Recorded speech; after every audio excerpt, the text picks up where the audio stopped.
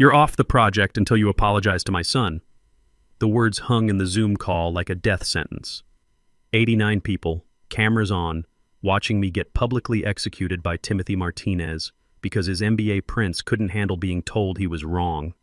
I unmuted, said understood, and that's when they realized they'd just made the biggest mistake in company history. My name's Christopher Wells. I'm 48 years old, and I've been building the bones of this $600 million company since it was 30 people in a converted warehouse. Let me back up. This whole mess started when Andrew Martinez called me old school in front of the entire strategy team, smirked like he'd invented the internet, then tried to explain my own security framework back to me using a PowerPoint he'd downloaded from some tech blog. I didn't even correct him, just sat there sipping the same bitter espresso I'd been drinking for 19 years and listened to this fresh MBA graduate call my audit protocols legacy bottlenecks. That was my first clue. This wasn't about modernization. It was about erasure. Andrew didn't know the difference between access controls and user permissions. He thought segregation of duties was about organizing team meetings. Yet somehow this walking privilege explosion landed the title Director of Digital Innovation.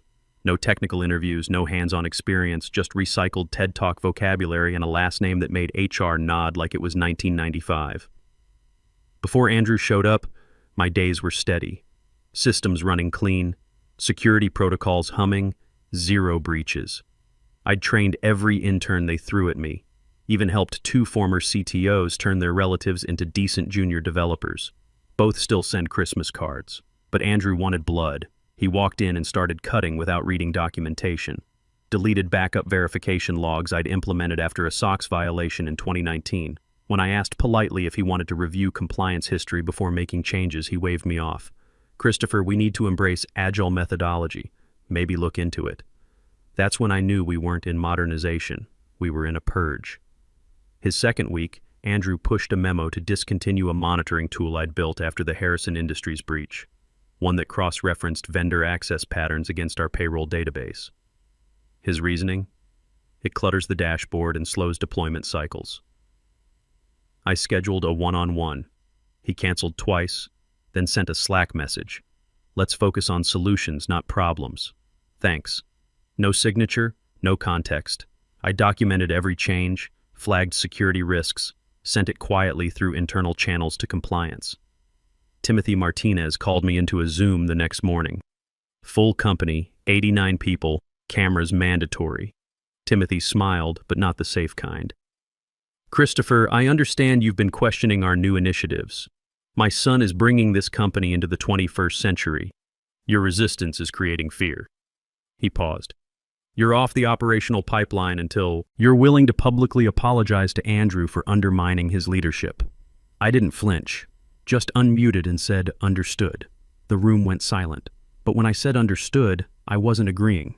I was calculating. Andrew didn't bother reading file names before dragging them to trash, just labeled anything older than 3 years technical debt and wiped out 6 cross-verification nodes I'd built after our last compliance audit. One caught 2 fraudulent invoices in 2021, saving us $180,000. But according to Andrew, if it wasn't in his color-coded Jira board, it didn't matter. He'd used the phrase archaeological code in a team meeting, as if 2 decades of institutional memory were fossils to sweep aside so Daddy could brag about lean digital transformation in investor calls. I sent Andrew a detailed message about vulnerability his deletions exposed, one allowing duplicate vendor IDs to bypass invoice verification. Attached screenshots and step-by-step breakdown. He replied 4 hours later. Thanks for feedback. Let's stay solution-oriented moving forward. Rich coming from someone who thought sandbox environment meant upgrading browsers. I escalated through proper channels, quietly, using secure workflow I'd helped legal establish years ago. Not trying to embarrass him, trying to protect us. You'd think a $600 million company would care about safeguards keeping us out of federal court, but they cared about hierarchy. Andrew's last name sat at the pyramid top. When Timothy got wind of my escalation, he didn't call a meeting, didn't ask for context, didn't review flagged risks, duplicate payment vulnerabilities, potential liability exposure. He scheduled another all-hands Zoom, cameras on, Andrew's face glowing like he'd solved world hunger. Christopher, Timothy began, adjusting his tie like delivering a eulogy. "We've received reports you're creating internal friction. My son is innovating, and you're clinging to outdated systems. Effective immediately, you're removed from operational projects unless you're willing to publicly apologize for questioning leadership." A few people shifted uncomfortably. Someone's microphone caught sharp breath. Most stared at screens like hostages, pretending not to hear ransom demands. Andrew didn't speak, just smiled that half smirk of someone who's never earned authority, just inherited it like a trust fund. I unmuted, said understood, and logged off. No rebuttal, no dramatic exit speech. Real power doesn't always announce itself. Sometimes it waits, quiet and patient, until the room forgets where it came from. I didn't rush to draft resignation. Instead, I sat at my home office desk, letting silence settle. Hands steady. No rage, no panic, just cold clarity. They'd mistaken quiet for weak. Big mistake. I opened an encrypted drive I hadn't touched in years. Buried inside were digital artifacts from a version of me they'd all forgotten. A younger Christopher back when I still went by consultant instead of legacy. Employee. That was my original title on the contract from 2004. Senior Systems Consultant. Pre-acquisition, pre-rebrand, pre-every suit who walked in pretending this place was built yesterday. I found the addendum with the clause I'd drafted myself, back when I didn't trust handshake deals. Section 7C.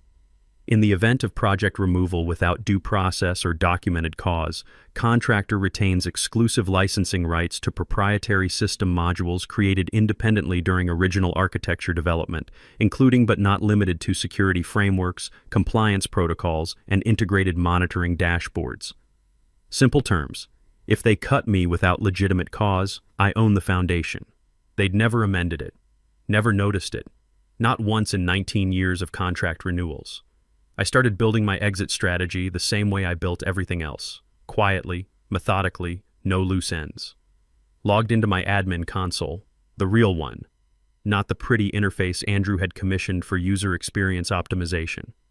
I didn't revoke anything immediately, just set expiration timers on 3 key licenses tied to core infrastructure sync. Not deletions, graceful shutdowns, nothing triggering immediate alerts. Then I opened my asset inventory. Every system, every protocol, every vendor integration where my consulting company, Wells Technical Solutions, appeared in contract fine print. My LLC had never been formally dissolved, just kept dormant until now. First, disable license handshake for the security monitoring dashboard. Second, expire backup sync permissions to Andrew's investor-ready metrics portal, the one he kept showcasing in Thursday demos. Third, prepare documentation transfer of encryption logs to legal, standard procedure for departing contractors. On paper, it looked like routine cleanup, but anyone with half a brain would realize what was missing once dominoes started falling. I encrypted the logout sequences, labeled them session rotation maintenance, and set them to cascade over 48 hours, just enough delay to avoid suspicion until too late.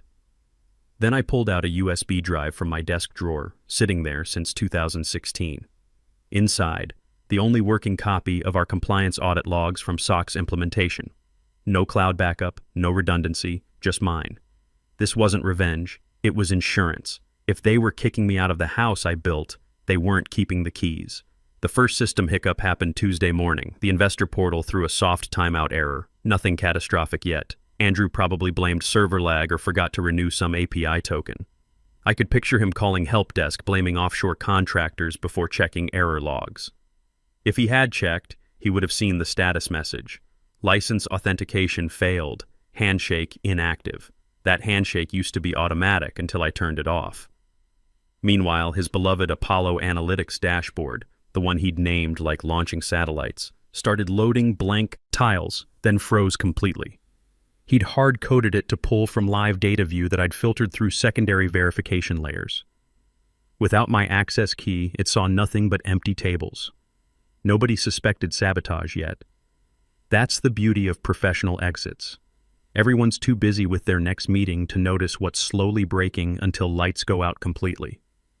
Legal caught the first real scent Wednesday afternoon. A vendor renewal auto-flagged for manual review. Wells Technical Solutions LLC. my dormant consulting company that technically owned half the intellectual property they'd been using for free. Someone in procurement forwarded it with red flag to legal department. I imagined some junior associate squinting at metadata, wondering why this shell company just triggered licensing conflict alert.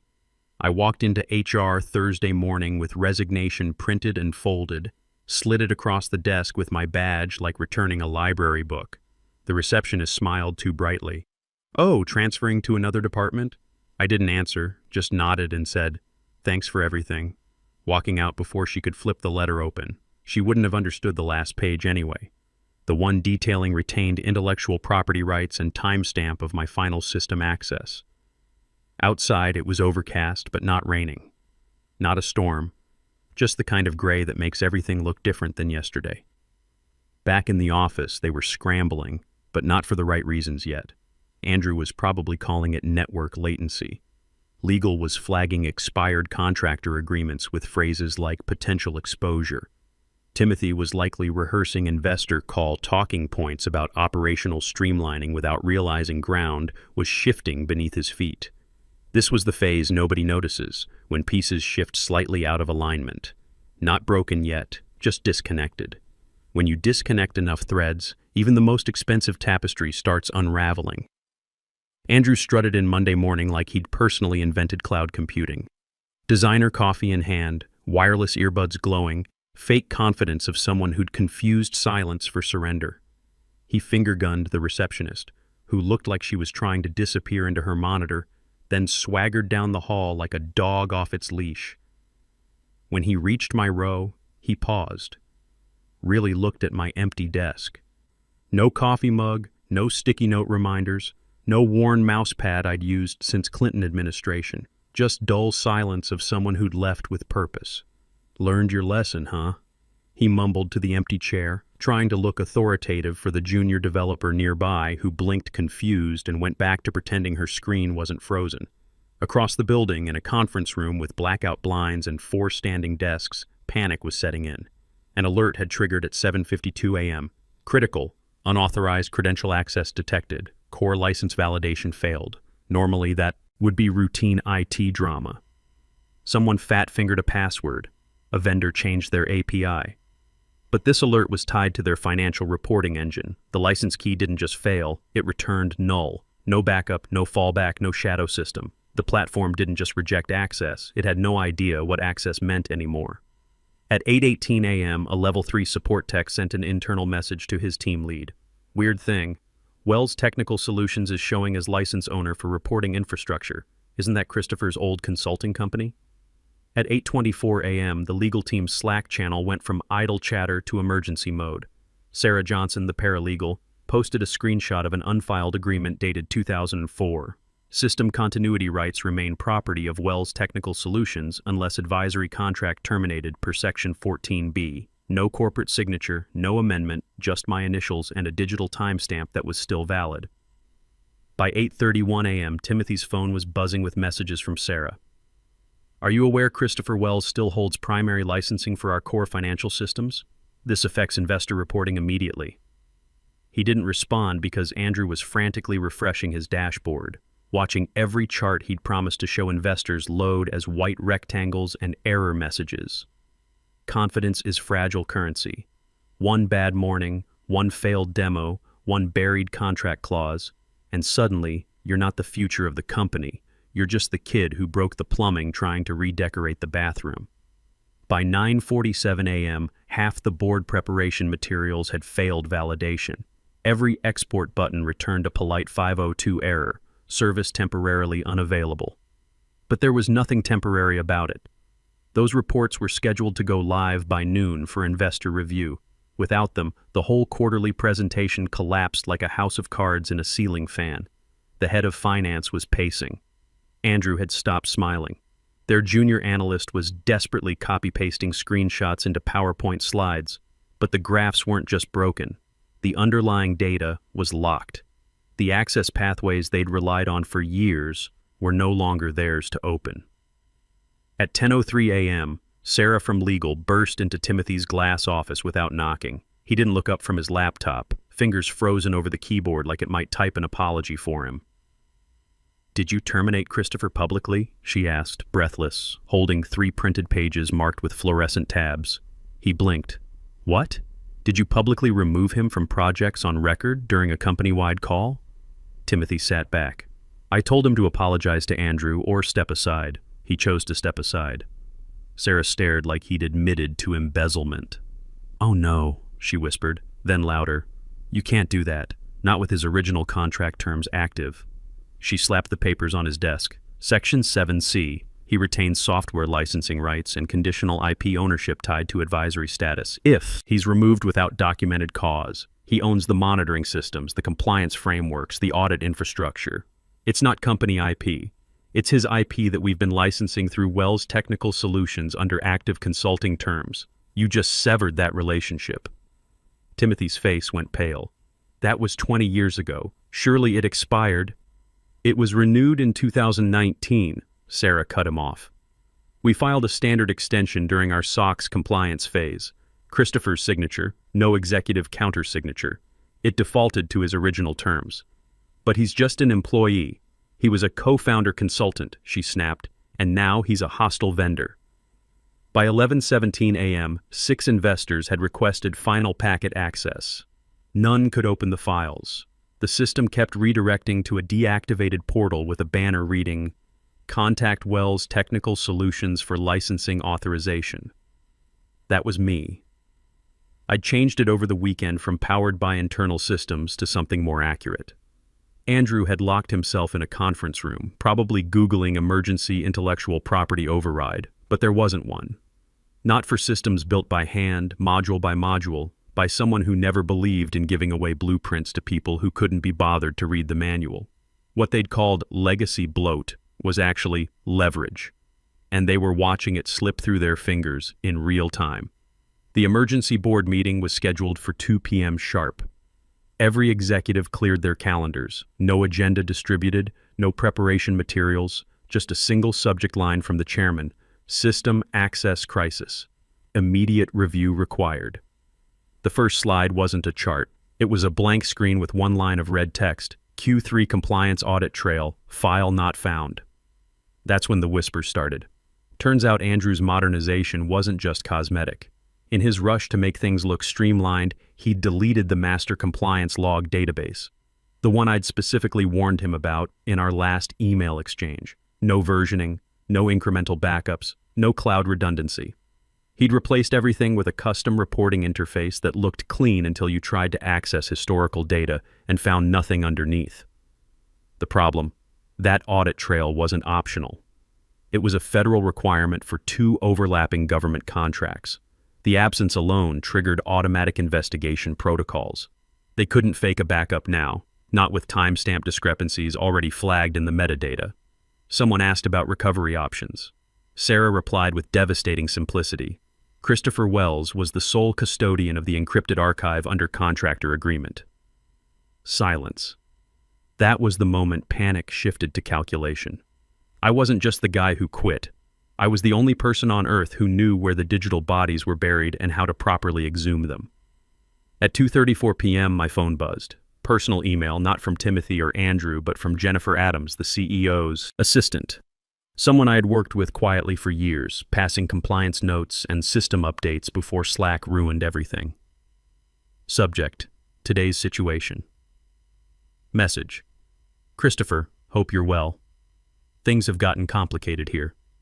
Would you be open to a conversation? No agenda, just an opportunity to talk. Jennifer. I didn't respond immediately, just sat at my kitchen table watching afternoon light shift across my laptop screen, wondering how many of them finally understood that redundant didn't mean replaceable. I wasn't an employee anymore, wasn't even a contractor. I was a single point of failure they'd never documented because they assumed they'd never need to. And now, they had no choice but to ask nicely. The leverage didn't come from anger or threats. It came from being the last person who understood how everything actually connected. That suddenly made me indispensable again. Meanwhile, Andrew was discovering what happens when you delete the foundation while standing on the second floor. Gravity doesn't negotiate. I never went back to that building. never walked through those glass doors again, never sat in another conference room with motivational posters about synergy and innovation. I was done with their world, but my world found me. 3 days after their emergency board meeting, Jennifer Adams called my personal number. "Christopher, I need to be direct. The board is asking if you'd consider a consulting arrangement. Temporary, just to stabilize systems until we can transition properly." I let the silence stretch. What kind of consulting arrangement? Executive level? Full system access? Your rate? Your terms? Timothy's been removed from operational oversight. Andrew's been reassigned to strategic initiatives. Strategic initiatives. Corporate speak for "we can't fire the CEO's son, so we're putting him in a closet with crayons." "I'll think about it," I said, and hung up. The next morning, Wells Technical Solutions appeared on TechFlow's active vendor list. No announcement, no company-wide memo, just a line item. Critical Infrastructure Consulting, Priority 1 authorization. The retainer figure next to it was more than my annual salary had ever been, but I didn't take it. Not yet. 2 weeks later, my phone rang. Unknown number, 312 area code. I let it go to voicemail. The message was brief, professional. "Mr. Wells, I represent Hartley Investment Group, the primary fund backing TechFlow Solutions.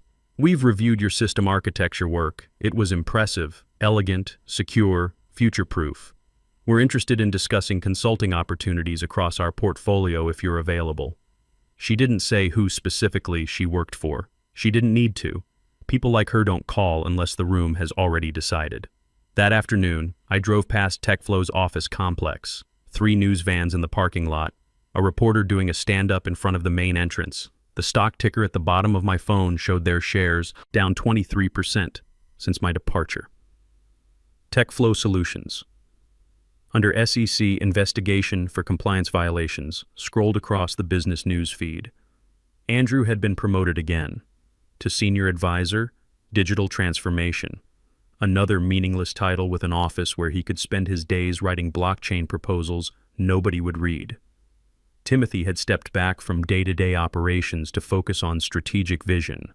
Translation: forced resignation with a golden parachute.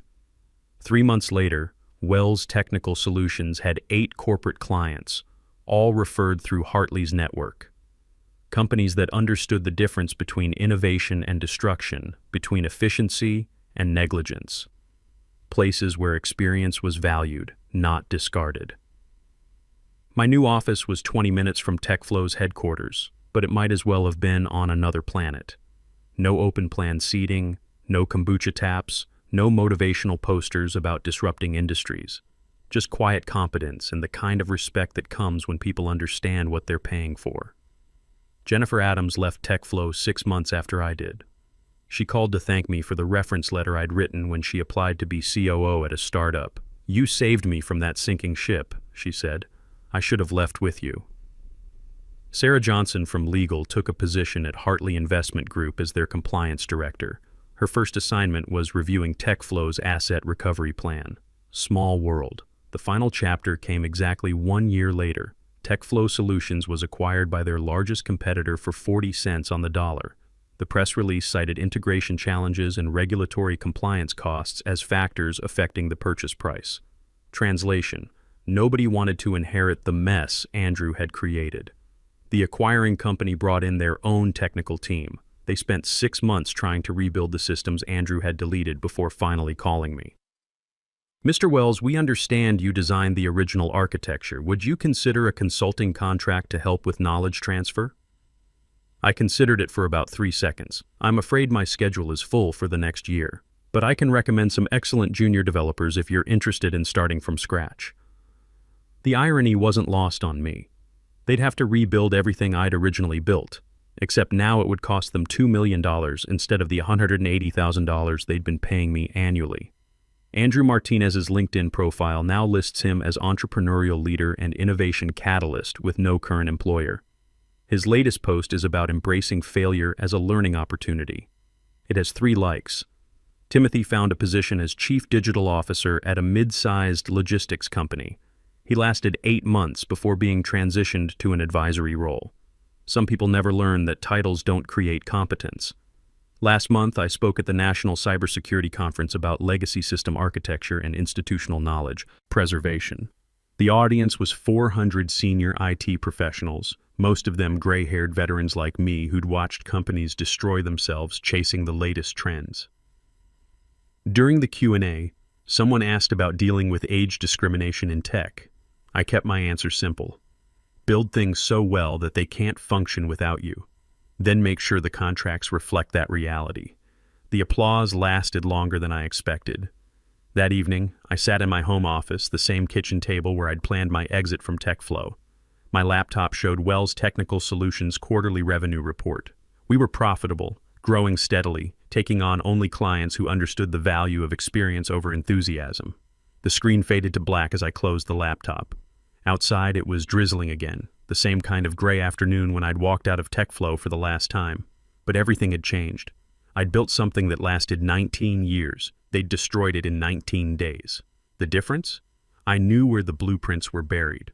Some lessons can't be taught in MBA programs or TED Talks. Some lessons only come from watching the lights go out when you assumed they'd stay on forever. And sometimes, if you're patient enough and smart enough, you get to be the one who controls the switch. The quiet guy doesn't always lose. Sometimes he just waits for the right moment to remind everyone who really built the house.